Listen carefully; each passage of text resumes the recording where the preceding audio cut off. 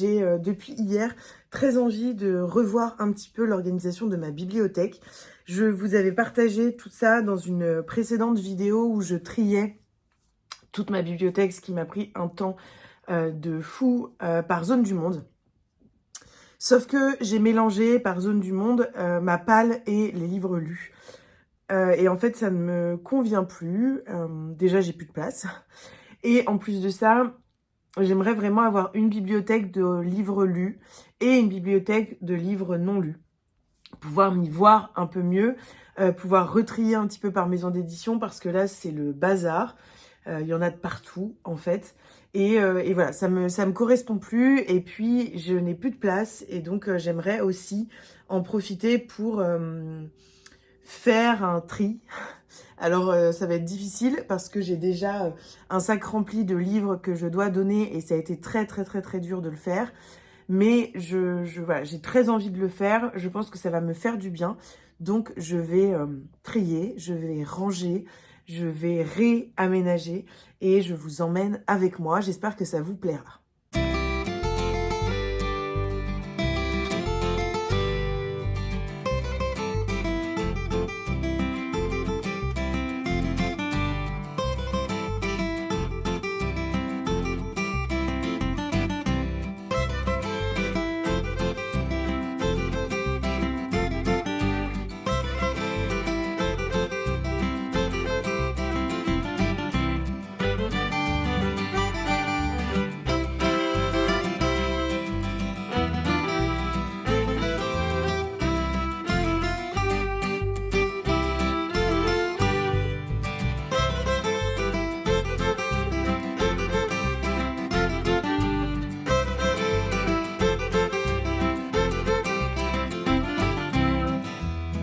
Je vous reprends, on est jeudi et je voulais vous montrer un petit peu ce que j'ai fait dans mes bibliothèques. Alors, comme vous l'avez vu, j'ai pas mal rangé. Avant, tout était trié, toute la bibliothèque triée par zone du monde. J'ai changé un petit peu ma façon de faire parce que je n'avais plus de place et que j'avais besoin voilà, d'espace, de faire du tri. Et donc, j'ai gardé cette idée de zone du monde pour tout ce qui est ma pile à lire ici. Donc, on garde l'Amérique, l'Europe. Ici, on a l'Afrique noire et le Moyen-Orient, l'Asie et enfin l'Asie de l'Est, l'Asie du Sud. Et puis, en bas, on a la France. Donc, voilà, on garde cette idée de zone du monde parce que c'est ce qui me plaît, notamment quand je choisis mes lectures. Et puis, ici, j'ai vraiment fait, en fait, par maison d'édition. Donc, ce sont les livres lus que l'on retrouve également ici avec tous les romans sur la Seconde Guerre mondiale. Ici, c'est ma pile à lire sur la Seconde Guerre mondiale. Ici, on a tous les romans sur les sorcières. On a ici les romans sur la ségrégation et puis les romans sur les Amérindiens. C'est trois thématiques qui me touchent et donc j'avais envie de les mettre un petit peu de côté. Voilà, c'était juste pour vous montrer un petit peu ce que ça donne. C'est vrai que j'ai beaucoup réfléchi, ça m'a pris énormément de temps d'ailleurs de faire ce rangement, mais j'avais besoin de place et là, je sais pas si vous allez pouvoir le voir, mais j'ai gagné vraiment beaucoup de place un peu partout. Il y a de la place, voilà, presque sur toutes les étagères et c'est vrai que ça me fait du bien psychologiquement. Surtout qu'avec l'arrivée de bébé, j'aurais pas forcément le temps de le faire, de réfléchir à comment ranger, etc. Donc au moins c'est fait, j'ai une vue un peu plus simple sur ce que j'ai et sur ma pile à lire aussi parce qu'en fait j'avais mélangé pile à lire et livres lus dans le sens où il y avait une étagère pile à lire à chaque fois mais toutes les piles à lire n'étaient pas ensemble et là au moins voilà tout est rassemblé et je sais que toute cette bibliothèque c'est ma pile à lire et j'ai mis tous les Charleston hop en haut tic tic tic tic. Voilà, je trouve ça très joli et donc voilà. Et je vous reprends avec mon trépied, ce sera plus simple.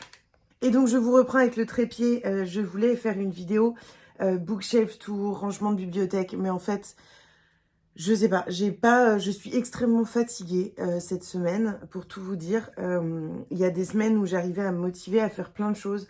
Et là, cette semaine, c'est assez difficile parce que je suis épuisée, j'ai envie de dormir tout le temps.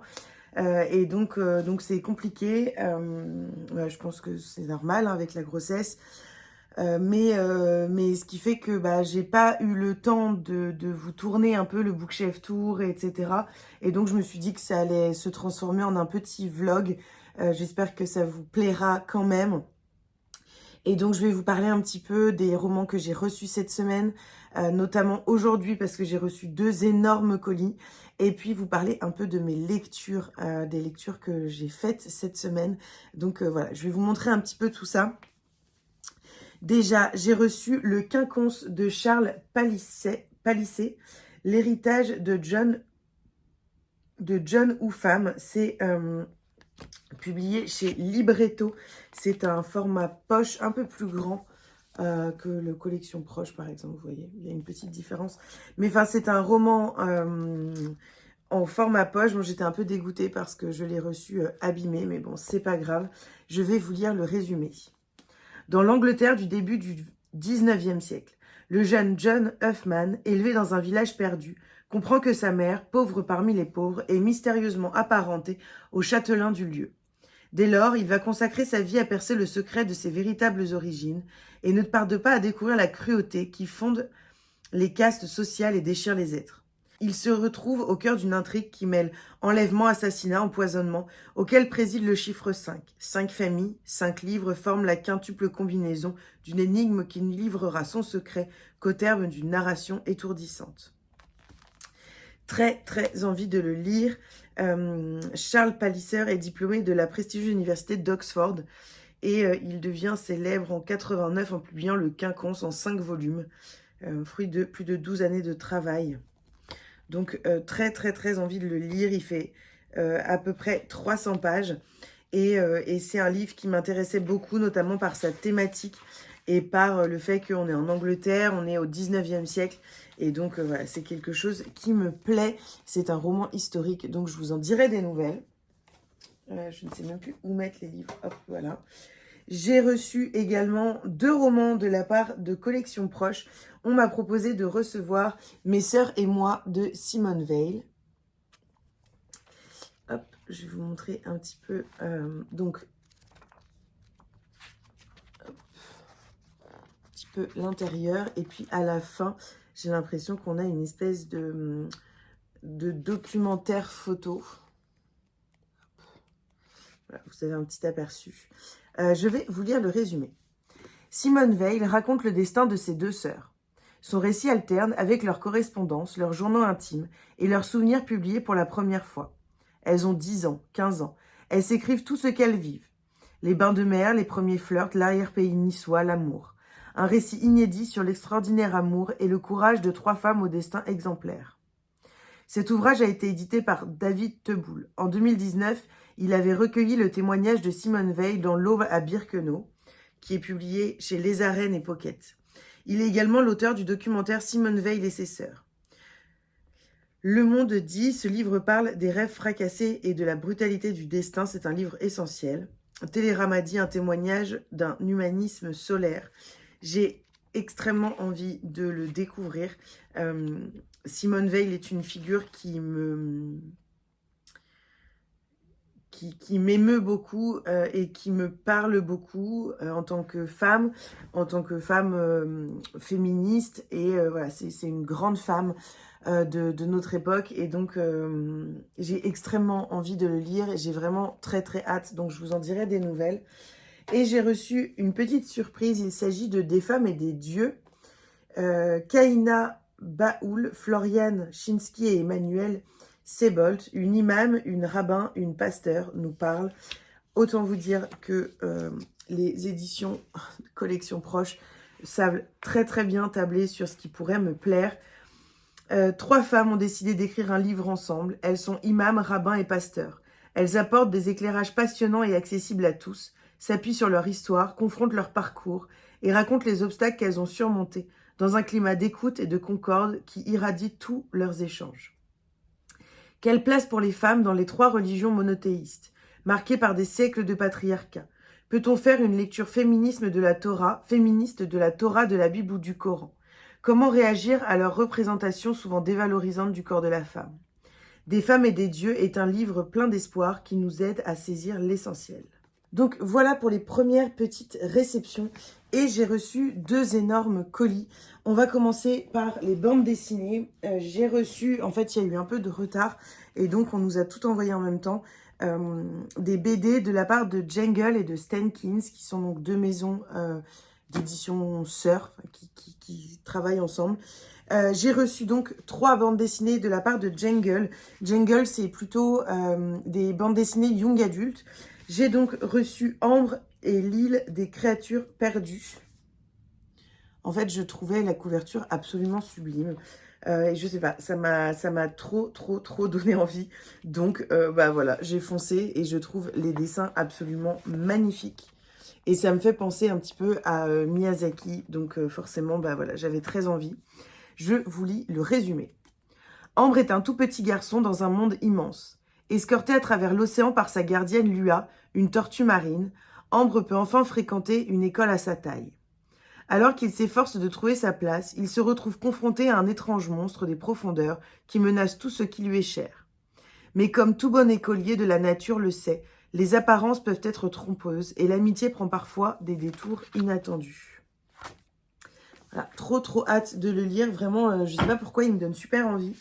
J'ai également reçu une bande dessinée de Hélène Canac, qui n'est autre que l'autrice de Entre neige et loup et de Ambre et de feu. Il s'agit de Tout jaune. J'avais eu un énorme coup de cœur pour Entre neige et loup, je crois que c'était le nom de la bande dessinée. Qui avait vraiment été un gros coup de cœur. Je ne me souviens plus si j'avais acheté son deuxième, Ambre et de feu. Je ne crois pas que je l'ai, il faudrait d'ailleurs que je me le procure. Et donc voilà pour celui-ci que je trouve très beau. Et à l'arrière, on nous dit « Tu te souviens du soleil, toi ?» Non, il s'est couché quand je n'étais pas encore née. Et depuis, il ne s'est plus levé. Grand-mère dit qu'il déprime au pied de la montagne noire. Il ressemblait à quoi, tu sais ? À un rond tout jaune dans le ciel. Je pense que c'est une bande dessinée qui va nous parler de partage et de transmission et de recherche de ce soleil qui a disparu. Et donc peut-être aussi un petit peu de dépression et de maladie mentale. On va voir. Je ne sais pas trop à quoi m'attendre, mais je le trouve sublime. Donc j'ai trop hâte de le lire. Et je pense qu'au Salon du Livre et de la Presse Jeunesse, je me procurerai d'Ambre et de feu parce que j'ai très envie de le lire aussi. Et puis, j'ai commandé « Je suis un dragon ». Alors ça, je sais pas trop, c'est marrant. Il m'a fait envie sur le moment et donc, voilà, je l'ai demandé. Donc, je vais le découvrir et puis je pense que possiblement, je l'offrirai à mon cousin par la suite. Si j'ai aimé, si je le trouve bien. Il s'agit de « Je suis un dragon » de Adrien Thomas et Maureen Cassouli. Et c'est donc un jeune garçon, Jules, un adolescent, qui est un peu comme les autres. Et puis, il va se passer quelque chose d'assez étrange. Son corps va se transformer, mais différemment, parce qu'il se couvre d'écailles, ses yeux virent au jaune. Et alors qu'il est en plein cours, il vomit du magma et met le feu à son sac. Il est à 2 doigts de se faire coller par le proviseur lorsque sa prof d'histoire le sauve in extremis et lui explique qu'il serait un dragon. Or, les dragons ne se transforment qu'en présence d'une princesse. Qui peut-elle bien être ? A-t-elle, comme lui, de nouveaux pouvoirs qui apparaissent? Et qui sont ces chevaliers qui en ont après lui? Voilà, on va voir ce que ça donne. Mais j'aime plutôt bien les dessins. Et je trouve l'histoire assez rigolote. C'est ce qui m'a donné envie quand je l'ai vu sur le programme. Donc voilà, je vous en dirai des nouvelles très rapidement. Et puis, j'ai reçu 3 grosses bandes dessinées de la part des éditions Stankins. Et j'ai eu plus ou moins des énormes coups de cœur aux éditions Stankins parce que leurs bandes dessinées sont assez engagées. On a tout d'abord « On aurait aimé savoir » de Bahareh Akrami, qui est une bande dessinée chronique du procès des attentats du 13 novembre. Il ressemble donc à ça et l'intérieur, c'est plus vraiment un livre explicatif sur ce qu'il s'est passé. Il n'y a pas vraiment de bulle c'est plutôt... il y a beaucoup d'écriture. Mais c'est vrai que ça me fait extrêmement envie. Je trouve ça extrêmement intéressant. Et donc, j'avais envie, voilà, de découvrir cette bande dessinée, ces chroniques du procès des attentats. Et je vais vous lire le résumé. Baharek Akrami était au carillon le soir des attentats. Après hésitation, elle décide de se constituer partie civile, de suivre le procès jour après jour et de le retranscrire en dessin. Naissent alors les comptes rendus de Babou Chamailleuse qu'elle publie sur les réseaux.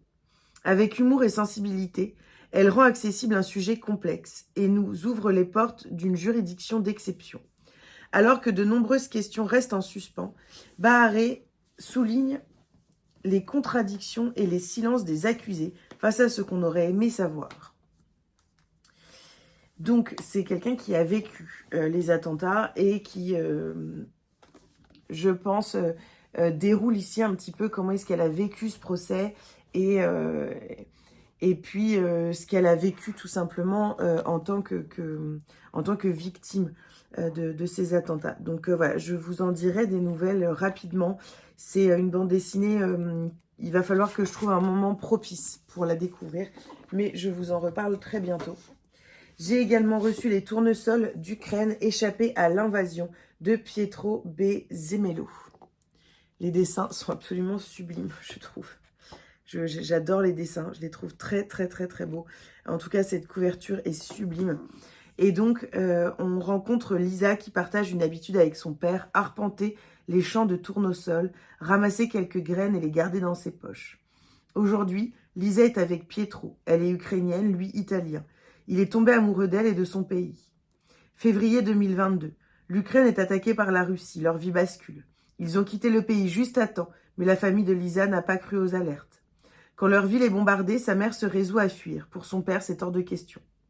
Dès lors, le quotidien est rythmé par les infos en continu et l'inquiétude. La cohabitation pas toujours simple des générations et des émotions, et des souvenirs qui refont surface. Un témoignage rare.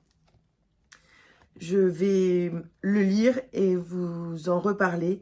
Je pense que je vais le lire là, cette semaine ou la semaine prochaine. C'est une histoire qui, d'après ce que j'ai compris, est autobiographique. Oui, il le dit. L'histoire que vous vous apprêtez à lire est celle de ma famille, de mes amis et la mienne, pendant, avant et après l'invasion de l'Ukraine. Je dois préciser une chose, je suis italien et non ukrainien. Ma femme est ukrainienne ainsi que sa famille. Je me suis retrouvée dans son pays en 2016 et suis tombée amoureux de l'endroit, de la nourriture, de la culture et du peuple. Mais il insiste vraiment et il le dit. Mais j'insiste là-dessus, je suis italien, pas ukrainien. Je ne peux pas parler pour elles, eux. Ce n'est pas à moi de raconter leur histoire, leur ressenti, la peur qui, elles, se transmettent de génération en génération.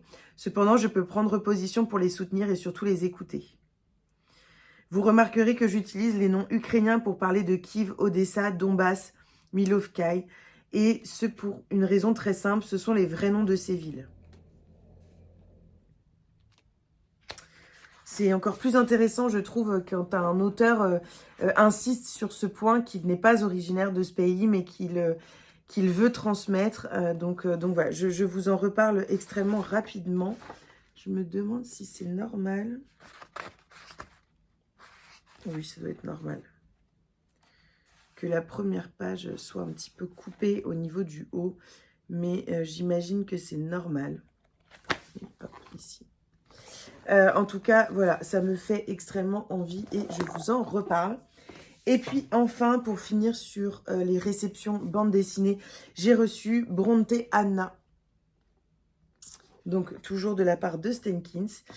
Pour le coup, j'adore la couverture, je la trouve absolument sublime. Vraiment, je la trouve magnifique. Par contre, j'ai regardé un petit peu les dessins et c'est... Alors, j'adore les couleurs, mais je ne suis pas fan des traits des dessins. Je ne sais pas si vous allez pouvoir voir. Je ne suis pas fan des dessins, voilà. Donc, on va voir. Mais par contre, j'aime beaucoup les planches. En fait, c'est plutôt les têtes des personnages que j'ai du mal à apprécier. Mais par contre, je trouve ça magnifique. Voilà, je trouve ces dessins très, très beaux. J'ai l'impression que c'est fait à l'aquarelle. Mais je voudrais pas... Oui, non, mais si, c'est fait à l'aquarelle. C'est magnifique. Voilà. Il y a des dessins que je trouve très jolis, d'autres beaucoup moins. Je vous en dirai des nouvelles, c'est sur l'histoire de Anne, qui est donc une des 3 sœurs Brontë, celle dont on parle le moins, parce que c'est surtout Émilie et Charlotte qui sont connues quand même pour notamment Léo de Hurlevent et Jane Eyre. Et leur cadette, Anne, est souvent oubliée au mieux, décrite comme la plus sensible des 3. Prisonnière d'un monde qui a toujours attendu d'elle quiétude et douceur, Anne fait fi des mises en garde de ses aînés, prenant le risque d'écrire et de laisser jaillir sa propre voix. Voilà pour cette bande dessinée que je vais lire rapidement et dont je vais vous dire mon ressenti à la suite de ma lecture.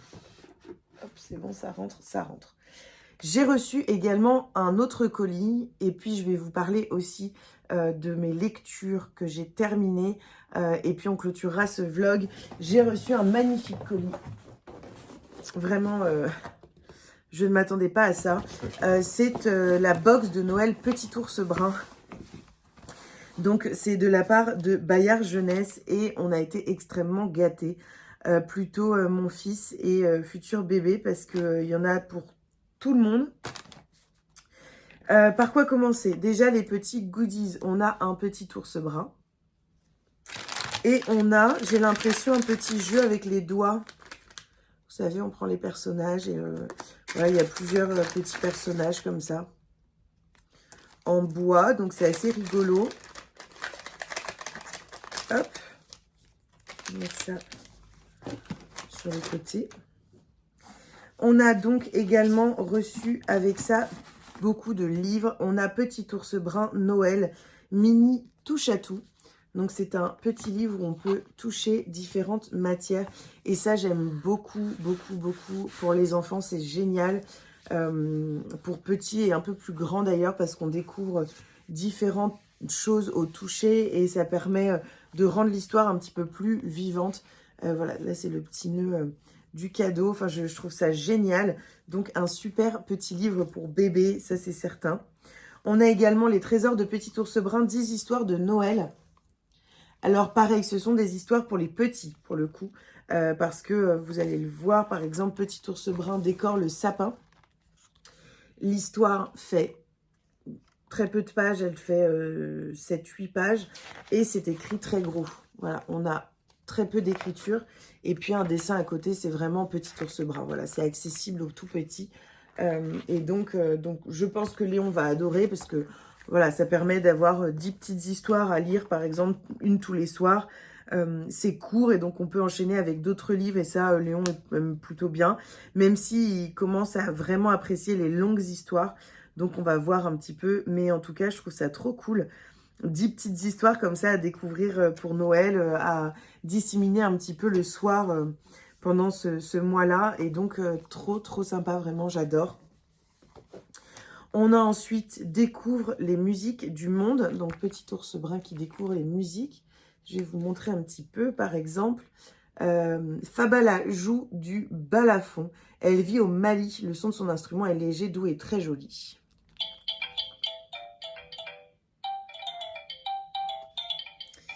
Et puis le dernier. Pico joue de la flûte de Pan. Il vit en Bolivie.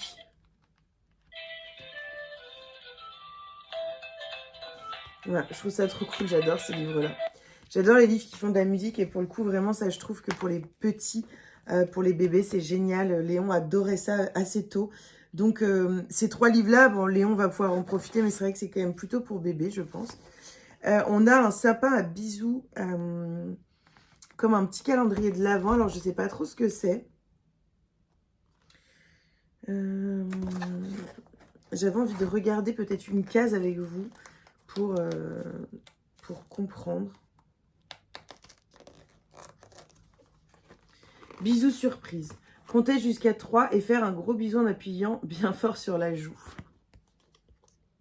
Je pense que c'est des petites cases où on peut faire, enfin, qui disent de faire des bisous. C'est le sapin à bisous, en fait. S'embrasser en faisant chouchou. Bon, je pense que ça va être rigolo. Pour le coup, je lui fais un calendrier de l'Avent, mais ça peut être drôle de, je sais pas, peut-être coller ça derrière le carton et donc faire des bisous à chaque fois, tous les jours, en même temps qu'il ouvre son petit cadeau. Ça peut être rigolo. Je vais voir ce que j'en fais, mais je pense que je vais faire ça. Je vais l'accrocher à l'arrière du carton que j'ai prévu. Et puis ça peut être rigolo. Voilà, on fait le petit bisou et puis après il a son petit cadeau. Ensuite, on a dès 1 an mes premières gommettes. Pareil, je vais garder ça de côté pour bébé. C'est vrai que je garde pas mal de choses en fait pour bébé qui arrive. Et notamment quand ça correspond plutôt à un âge de bébé parce que bah, quand il aura 6 mois, 1 an, je serai contente de pouvoir les ressortir. Et donc pour l'année prochaine, quand il aura 1 an, ce sera parfait pour pouvoir décorer un petit peu. Voilà, c'est vraiment les premières gommettes. Léon a eu pas mal de livres comme ça quand il était petit et donc j'ai trop hâte. On peut décorer l'image avec les gommettes. On a également un petit imagier de Noël. Voilà, un petit cahier d'exercices que je trouve très sympa. Ok, donc on a reçu ce livre Hello Pomme d'Api Sing in English. C'est un livre pour apprendre un petit peu l'anglais. Et donc, on a pas mal de petites choses. Notamment, on a... Voilà, on peut appuyer comme ça.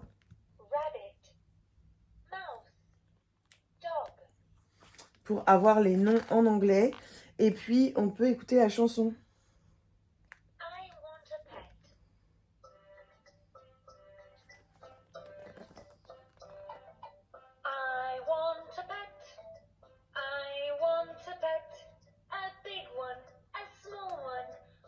Voilà, c'est des chansons en anglais. Ça peut être assez rigolo, surtout les petites, par exemple, Little Snowman.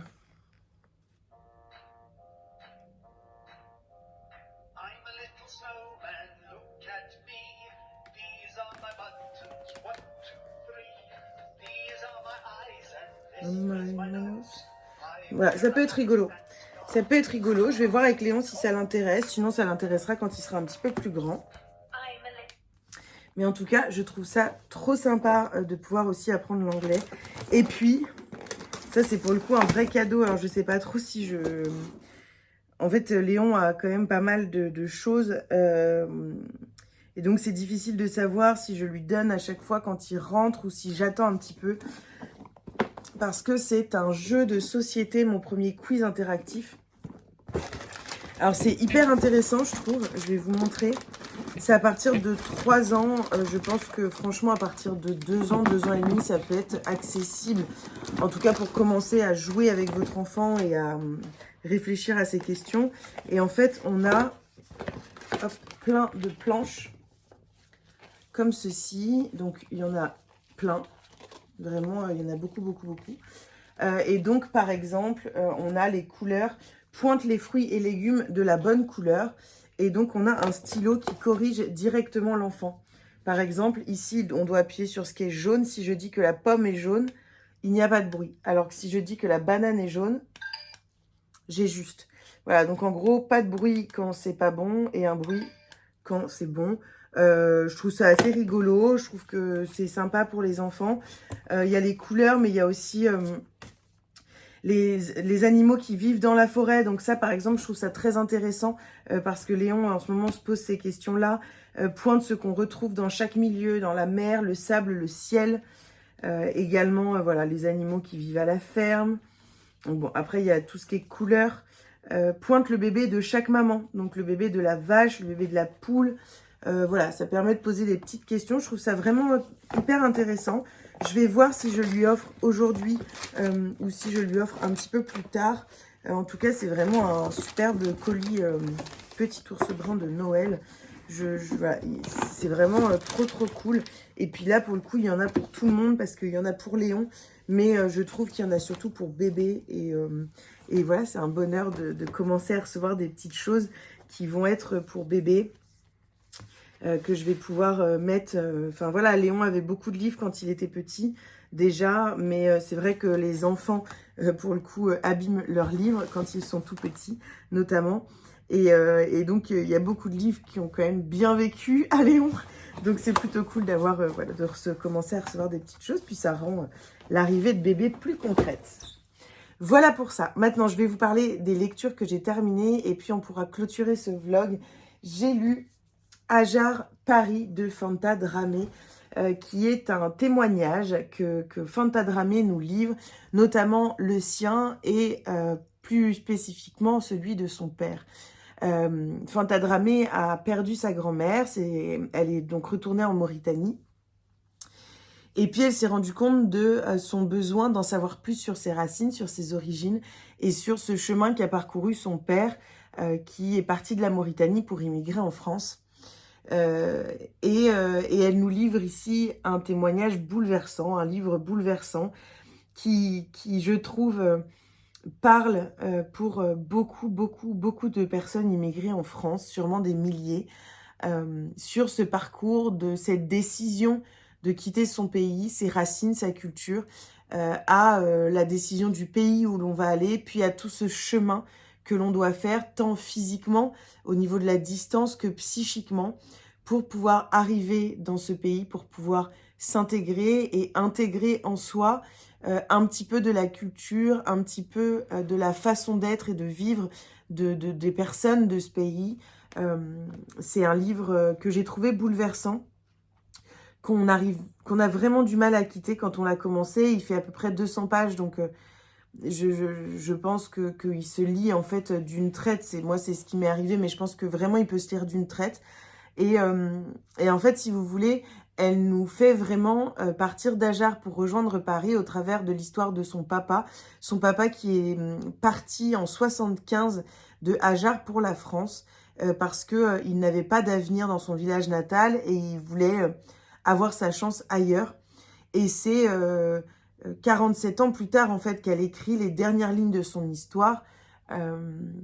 Les lignes de cette histoire d'immigration, cette histoire qu'il a forgée, qui a forgé sa famille, qui parle d'une génération à l'autre. C'est incroyable, c'est extrêmement bien écrit, très authentique, plein de pudeur, plein de réserve, et avec un grand hommage en fait qu'elle rend à son papa.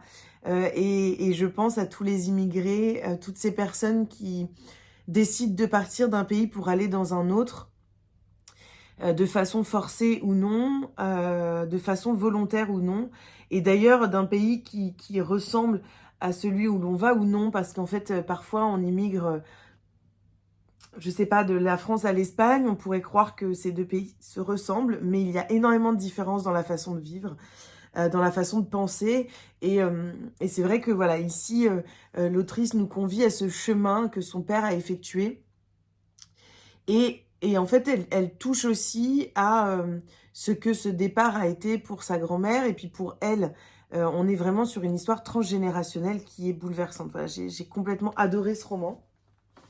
J'ai terminé également un livre que j'ai adoré et je pense que je vous en reparlerai.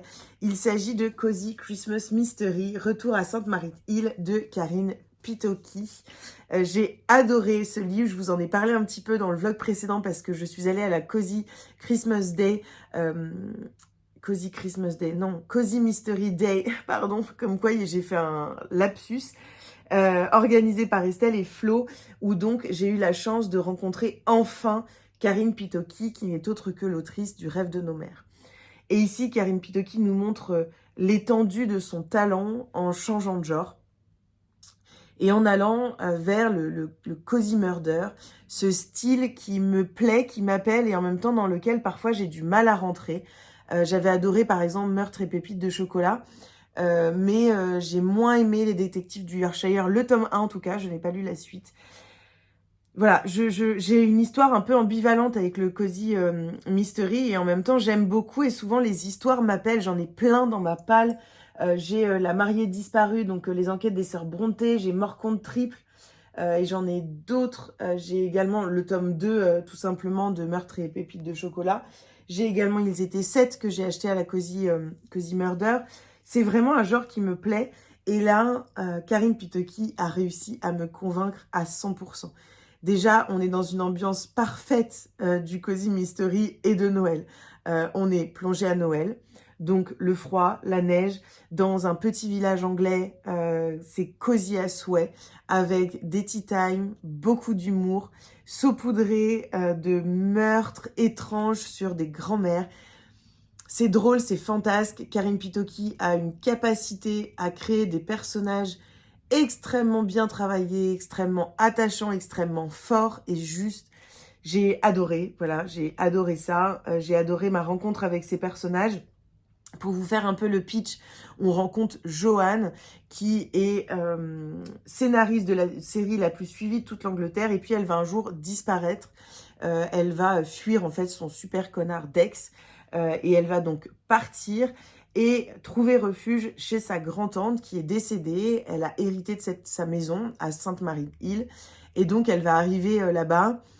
Et elle arrive dans un petit village où tout se sait, où les cancans vont bon train. Et en plus, il y a 2 vieilles dames qui vont la voir arriver. Donc autant vous dire que son arrivée, voilà, a forcément un retentissement dans le village.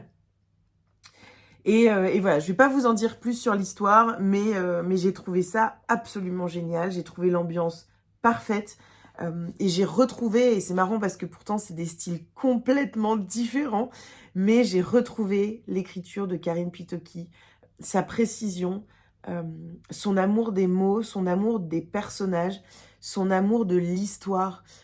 Donc l'histoire avec un grand H, qui se mêle à l'histoire avec un petit H dans Les Rêves de nos mères, parce que c'est une saga absolument incroyable, qui mêle une histoire folle, une histoire familiale folle, une fresque familiale folle, avec une fresque historique complètement incroyable qu'elle arrive à manier avec brio.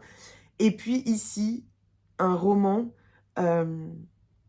pareil, où on sent qu'elle est attachée à l'histoire, à la véracité, à la profondeur de l'histoire, malgré le genre complètement différent. Elle arrive à nous capter entièrement. Enfin vraiment, ça a été une incroyable lecture. Je ne peux que vous conseiller ce roman, notamment en décembre, parce qu'il est parfait pour la période de Noël. Et en plus, je sais déjà qu'il y aura un second tome, parce qu'elles en ont parlé à la Cozy Mystery Day. Et donc, voilà, j'ai trop hâte. Quand je dis elles en ont parlé, je parle de Karine Pitoki et son éditrice. Elles ont un peu vendu la mèche. Et voilà, j'ai trop hâte de découvrir la suite, de vous en parler sur Instagram et puis d'avoir vos retours. J'ai adoré ce roman.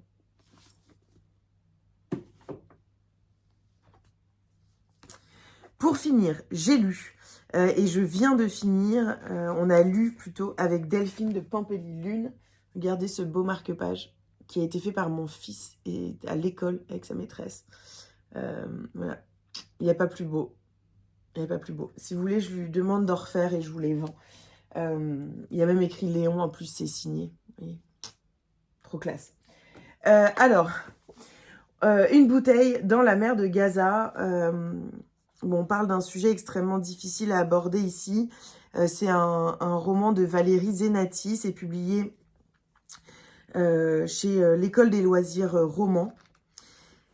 Et c'est un livre dont il va être très compliqué de parler parce qu'on aborde le conflit israélo-palestinien à travers un échange épistolaire entre une jeune fille qui a 17 ans, qui vit à Jérusalem, et Jérusalem qui subit presque tous les jours des attaques, des attentats, souvent des personnes qui se font sauter, en fait, tout simplement, des bombes humaines. Et elle va décider un jour d'envoyer une lettre de façon un peu anonyme. Elle crée une adresse mail. Et elle envoie une lettre comme ça par son frère, en fait, qui va à Gaza.